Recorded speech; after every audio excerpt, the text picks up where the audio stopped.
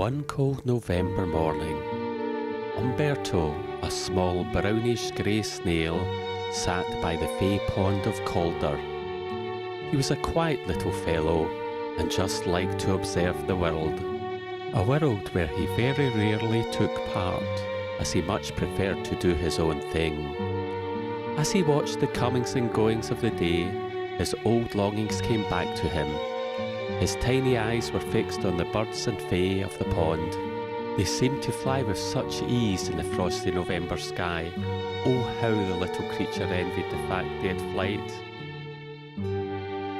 That evening, as Umberto sat on a large mossy rock near the edge of the pool, a small fairy visited him. She did not speak, but she could feel his sorrow and decided to grant him a wish of feather, just for a very little while. In the morning, as the light started to shift across the pond, the little snail noticed his reflection in the shimmering water. Umberto was amazed. He had wings and odd little feathers growing out of his face. He looked absurd, some would even say crazy, but he was too excited to care. He slimed to an opening just a little away from the pond, flapped his crazy oversized wings, and before he knew it, he was airborne. He flew all day long amongst the birds, bees, butterflies, and the fae. The little fairy who bestowed the wish on the feathery snail smiled to herself as he swooped and crashed into the odd tree or shrub in his pathway.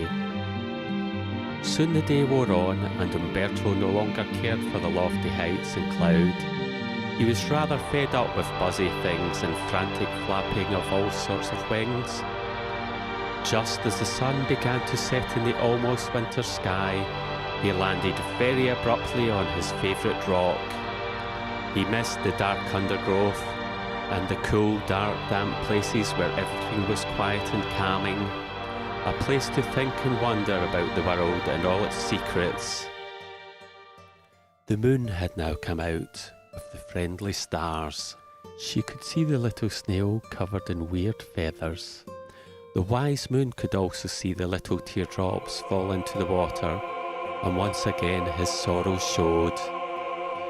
Suddenly the sky got darker and the pond was sparkling with lights.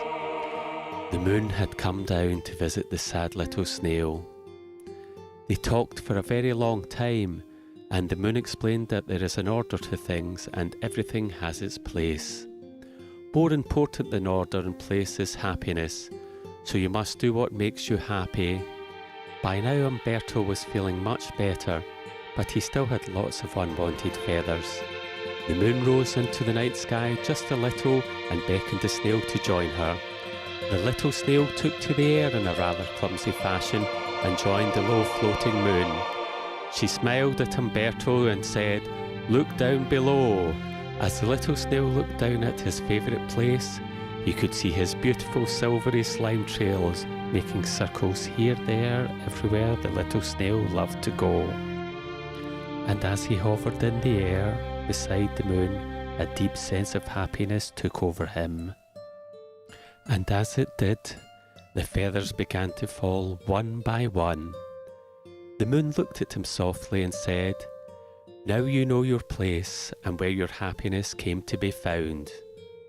Umberto smiled and descended to the ground as the last feather drifted slowly across the pond and disappeared.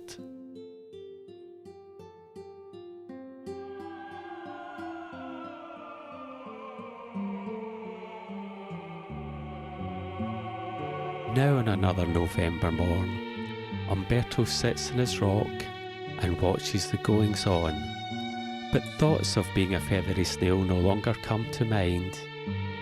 He loves the quiet places between the leaves and moss, and every night, just as the sun goes to his place, he and Mother Moon talk of this and that, and in the darkness spend many a happy hour.